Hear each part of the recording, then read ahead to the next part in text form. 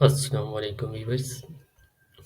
हमने पहले पंडास को सीखा है, कुछ इस पर फंक्शन हमने किए हैं। ये पार्ट 2 है पंडास का। और पहले पार्ट में पहले हमने सीखा कि पंडास होती क्या है। इसके बाद वाई हम पंडास क्यों यूज़ करते हैं। हमारे पास ऑलरेडी एक्सेल भी है, फिर भी हम पंडास पर आए तो हमने ये भी रीज़न पढ़ी कि एक्सेल जो है वो होता है लेस डाटा के लिए। एक्सेल थोड़ा डाटा हमारे पास, अगर बिग डाटा आ जाता है तो एक्सेल हमारा वहाँ पर काम नहीं करेगा। उसके लिए हमें पंडास की ज़रूरत पड़ती है। और इसके हमने कुछ फंक्शन पढ़े थे इससे पहले।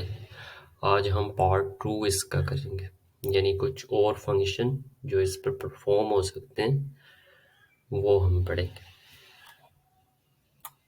और सबसे पहले हमने इसको इंपोर्ट कर लेना है। नम import num as np and import pandas as pd। और इसके फंक्शंस हैं लॉक और ilog फंक्शन। और इसके दरमियान लॉक और ilog फंक्शन के दरमियान डिफरेंस क्या है। Lock is a labelled based. इसका मतलब ये है कि आपको यहाँ पर मैं एक डाटा फ्रेम दिखाता हूँ। ये देखें, ये हमारे कॉलम्स के नाम है। A column, B column, C column. हम अगर किसी चीज़ को एक्सेस करना चाहते हैं या चेंज करना चाहते हैं, अगर हम इन कॉलम्स के ज़रिए नाम देकर उसमें चेंजिंग करना चाहते हैं तो फिर हम लॉग फंक्शन लगाएंगे। जैसे ये इंडेक्स है इसके और ये कॉलम्स है। हम अगर इस कॉलम में कोई चेंज करना सी में, तो हम अगर लॉग फंक्शन लगाएंगे तो हमें सी देना पड़ेगा।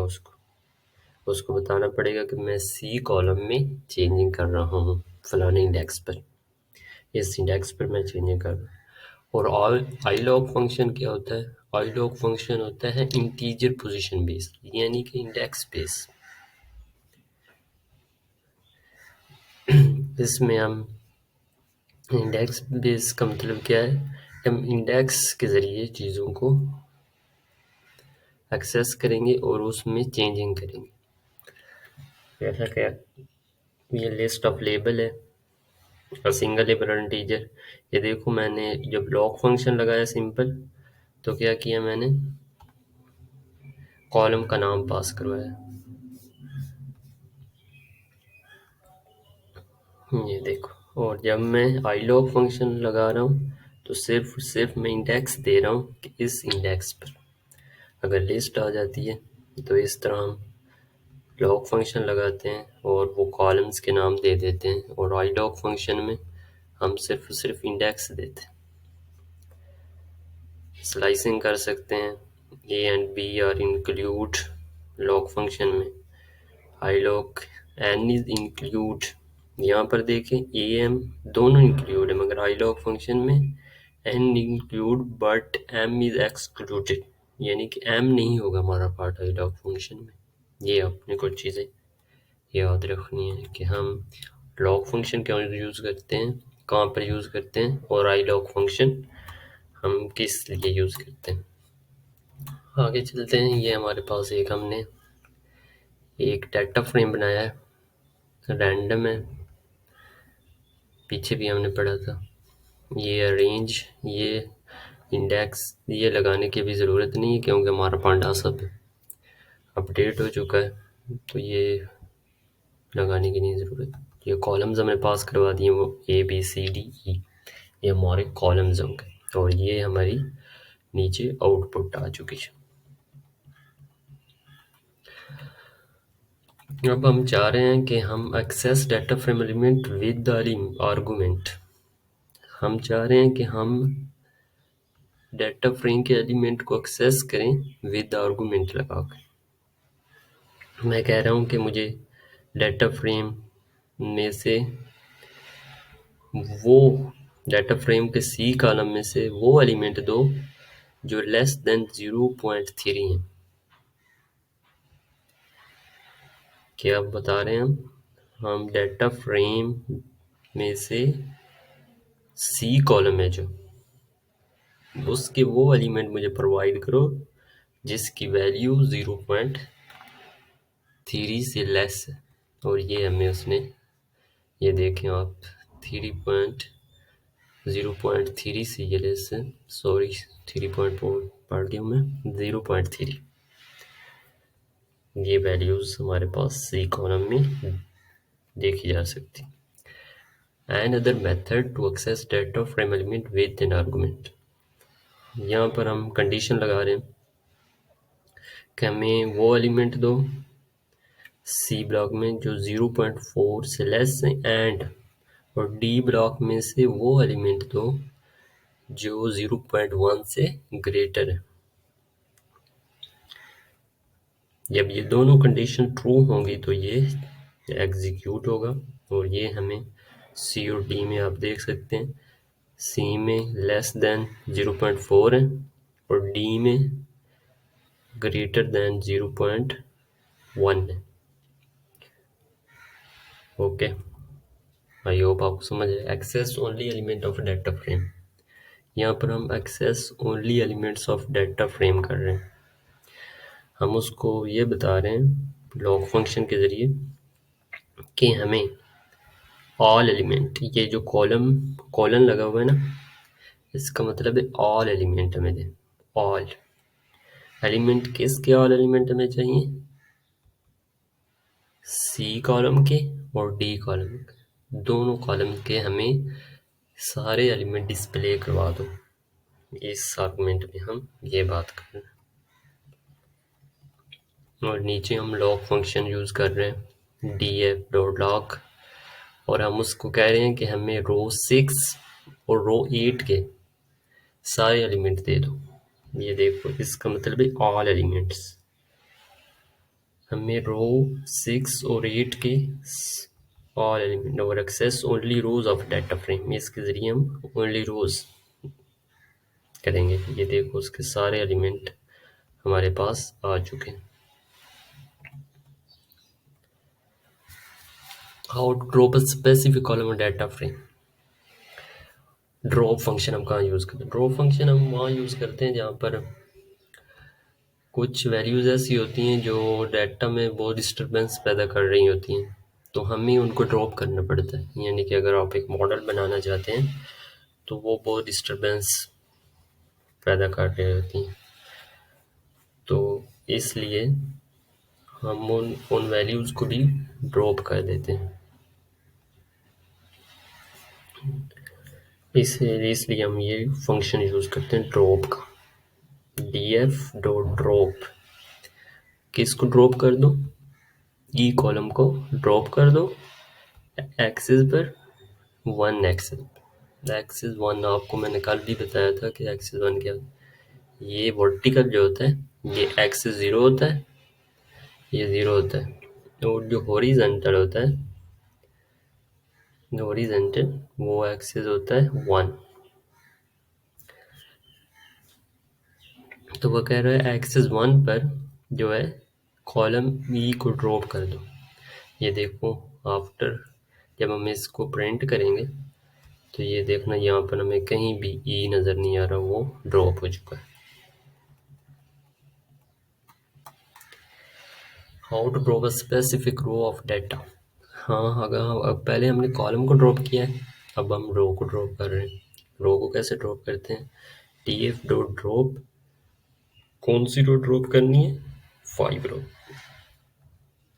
ये देखो, यहाँ पर 5 रो हमें शो ही नहीं हो रही, 0 1 2 3 4 और आगे 6, आगे 5 रो हमें शो नहीं हो रही। अब वो ड्रॉप हो चुकी है, हमारे डाटा से रिमूव हो चुकी है। मगर ये देखें, हमारा ये जो डाटा ओरिजिनल है वो भी अनचेंज्ड है, रिमेन, उसमें कोई तब्दीली नहीं आई है, बल्कि हमारा पीछे वाला ही डाटा। इसको हम, अगर आप आगे हम एक सोल्यूशन पढ़ेंगे कि इस डाटा को हम, इस एरर को कैसे हम हैंडल कर सकते हैं। अगर आप डाटा को ये डाटा यूज़ करना चाहते हैं परमानेंटली, तो ये परमानेंटली सेव हो जाएगा और ये हमें आउटपुट दोबारा नहीं देगा। तो इसका आगे हम सॉल्यूशन पढ़ते हैं। टू चेंज ओरिजिनल डाटा,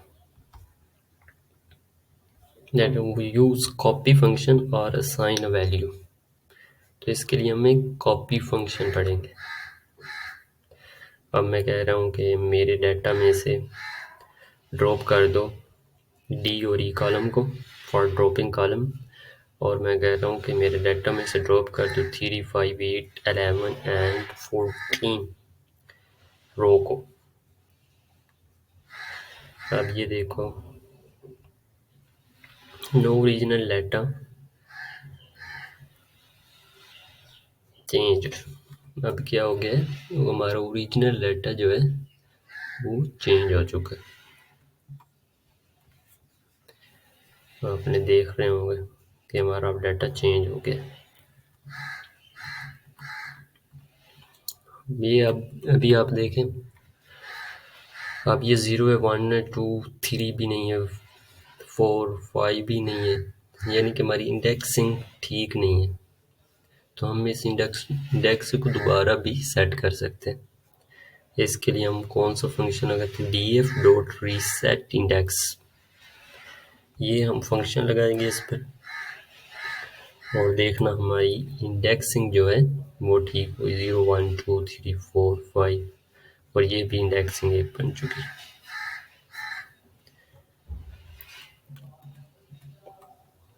और हम क्या करते हैं, to resolve above issue, double indexing हो चुकी थी ना, तो इसलिए हम रीसेट इंडेक्स ड्रॉप कर देंगे ट्रू और इन प्लेस बराबर ट्रू। तो ये देखिए हमारा डाटा, अब वो इंडेक्सिंग ख़त्म हो गई, ये वाली, ये जो इंडेक्सिंग बनी हुई थी ये अब ख़त्म हो गई है और हमारे पास वही डाटा आ गया है ओरिजिनल। ये देखो, अब हम आई लॉग फंक्शन का यूज़, पहले हम लॉग फंक्शन को यूज़ कर रहे थे, अब हम आई लॉग फंक्शन पर आ गए। आई लॉग फंक्शन, जैसे कि हमने लॉग फंक्शन में क्या दे रहे थे, वहाँ पर हम कॉलम पास करवा रहे थे, फलाना कॉलम का नेम, मगर यहाँ पर हम क्या करवाएंगे, ओनली इंडेक्स देंगे। इंडेक्स यहाँ पर कह रहे हैं आई लॉग 0 इंडेक्स और 4 पर जो वैल्यू पड़ी है ना उसको डिस्प्ले करवा दो। ये देखो 0 इंडेक्स और 4 इंडेक्स पर जो वैल्यू पड़ी है उसको उसने डिस्प्ले करवा दिया।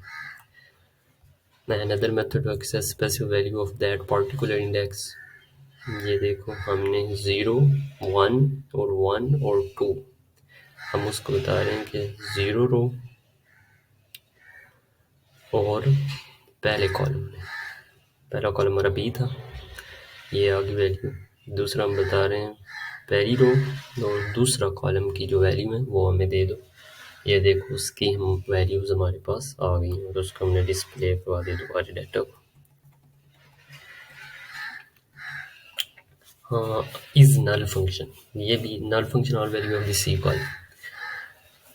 आपने देखा होगा कि कभी हमारे पास हमारे डाटा होता है हमारे पास, तो उसमें बहुत सारी वैल्यूज ऐसी होती हैं जो एग्जिस्ट ही नहीं करती वहाँ पर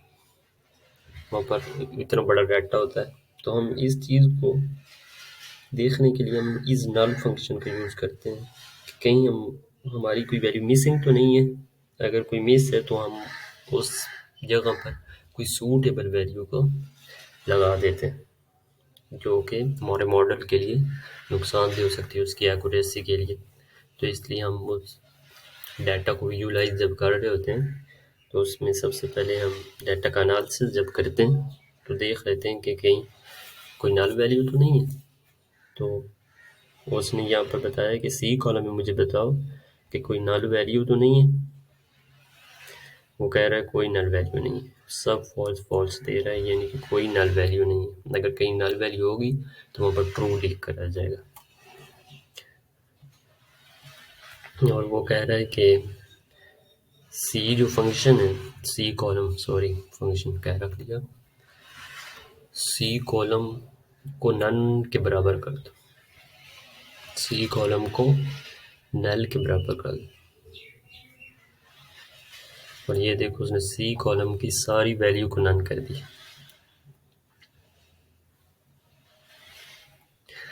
ये हमारे पास ड्रॉप एंड एन वैल्यू, यानी कोई नल वैल्यू आ जाती ना, एग्जिस्ट नहीं करती हमारे डाटा में, तो उसको क्या, ये हमारे पास एक फाइल है, हमारे कंप्यूटर में ही पड़ी है इधर ही मेरे पास, तो मैंने उसको रीड कर रहा हूँ, pd.read.csv, और उसमें बहुत सारी, ये देखो इस टॉय का नेम नहीं है, इसका डेट बॉर्न नहीं है, मैं मालूम, इसी का सारा डाटा हमारे पास है, बाकी सब किसी का डाटा हमारे पास नहीं है। तो ऐसी सिचुएशन आ जाए तो हम क्या करेंगे, यानी कि हमने ड्रॉप करना है इन वैल्यूज़ को, इनकी ये हमारे मॉडल के लिए अच्छी नहीं है कि एक नल वैल्यू आ चुकी है, तो इसलिए हम इन वैल्यू को ड्रॉप करते हैं। Drop none value but original not change, हम क्या लगाएंगे, df2, यहाँ पर हमने एक वेरिएबल बनाया था जिसमें ये हमने जो मैंने फाइल रीड की थी वो स्टोर करवाई थी, हम यहाँ पर करते हैं उस वेरिएबल को लिया, डॉट ड्रॉप ना, यहाँ पर ये मैसेज आ जाएगा, यानी ये हम एट्रीब्यूट इसका यूज़ करेंगे, ड्रॉप ना, एन ड्रॉप लिखेंगे और एन ये हम लिखेंगे, और ये देखो जब इसको हम प्रिंट करवाएंगे तो ये देखो नल वैल्यूज गायब हो चुकी है। एक्सेस कॉलम ड्रॉप ना, और हम क्या कह रहे हैं, कॉलम्स को जो नल वैल्यूज हैं उनको ड्रॉप कर दो, ये देखो हमारे वो कॉलम सारे ख़त्म हो गया, और यही हमारे पास वैल्यू थी इनमें। और इसमें आपने एक चीज़ देखी कि एक आदमी का सब डाटा था, ये बैटमैन का, मगर ये भी ड्रॉप हो चुका है। और अगर परमानेंट ड्रॉप करना हो किसी चीज़ को तो हम इन प्लेस ट्रू कर देंगे, तो क्या होगा, वो हमारा जो डाटा है वो परमानेंटली डिलीट हो जाएगा, और हमें अब ये मेरा डाटा रह गया, ये कॉलम, ये वाला, ये मेरा डाटा है, ये टेबल जो आ गया अब वो मेरा डिस्ट्रॉय हो चुका है, ये वाला सारा। अब जो हमारे पास ओरिजिनल है वो ये है। हाँ, अगर अब हम पढ़ते हैं ड्रॉप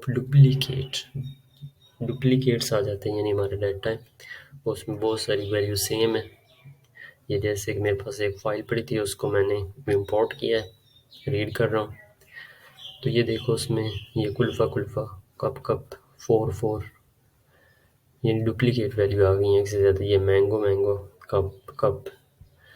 तो हम इस चीज़ को किस तरह हैंडल करते हैं, ये हम डुप्लीकेट एक एट्रीब्यूट है उसके ज़रिए हम इस चीज़ को हैंडल करेंगे।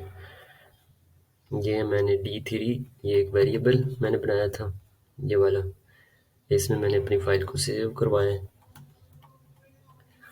और ड्रॉप डुप्लीकेट्स कह रहा हूँ, जो डुप्लीकेट्स हैं उनको ख़त्म कर दो, ये देखो हमारी डुप्लीकेट्स सारी ख़त्म हो गई, कोई भी हमारे पास नहीं डुप्लीकेट कोई रहा। ये डुप्लीकेट्स बारे और सबसेट ब्रांड, यानी कि हमें ये कॉलम में जो हैं डुप्लीकेट्स फ्रॉम स्पेसिफिक, इस कॉलम में अगर कोई डुप्लीकेट आ रहा है तो उसको भी ख़त्म कर दो। तो उसने ये देखो उस कॉलम में जो भी डुप्लीकेट्स को तो ख़त्म कर दिया, और हमारा जो ओरिजिनल डाटा था, स्टाइल देखो पैक कप आ चुका है, इसमें नहीं हुआ, बस ये कॉलम में ही चेंज हुआ है, सी ब्रांड कॉलम का नाम हमने लिखा था वही है, बाकी सब में डाटा वैसे ही है। परमानेंट ड्रॉप डुप्लीकेट करना तो इस तरह हम इन प्लेस ट्रू करेंगे, तो ये हमारे पास परमानेंट एक टेबल बन जाएगा, पहले वाला जो मैं टेबल इंपोर्ट मैंने किया था वो ख़त्म हो जाएगा। अब मेरे पास ये परमानेंट टेबल आ गया। इसी तरह हम शेप मालूम कर सकते हैं। डॉट शेप 4/3 का हमारे पास ये अरे थी, एक डाटा फ्रेम था। आप देख भी सकते हैं 1 2 3 4 रोज हैं और 3 कॉलम में 1 2 3। और सबसे अहम जो फंक्शन है यानी एट्रीब्यूट है पांडास का वो ये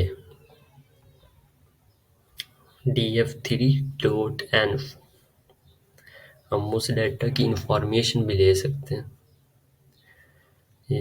ये देखो उसने बता दिया है कि इसमें कॉलम है, एक ब्रांड है, एक स्टाइल नाम का कॉलम है, एक रेटिंग का है, 4 है, नल नॉट नल नॉट नल कोई वैल्यू नल नहीं है। ये ब्रांड एक ऑब्जेक्ट है, स्टाइल भी एक ऑब्जेक्ट है और रेटिंग जो है ये फ्लोटिंग है। ये इंफॉर्मेशन। और एक और फंक्शन है यहाँ पर जो नहीं है वो है डी, ये बहुत बड़ा हो जाएगा, इसको रेज करते हैं। वो आपने पढ़ना है, वो अभी है D3 डॉट फिल।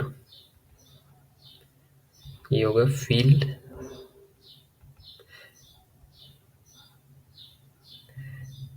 ये लिखा हुआ नहीं था तो इसलिए मैंने पढ़ा दिया।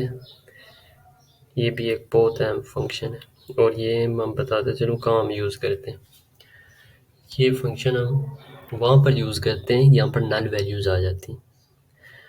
हम क्या करेंगे, हम उसको कहेंगे पहले तो हम चेक कर रहे हैं नल वैल्यूज़ है हमारे डाटा में। अगर नल वैल्यूज़ है तो हम उसको कहते हैं कि उसमें फिल कर दो।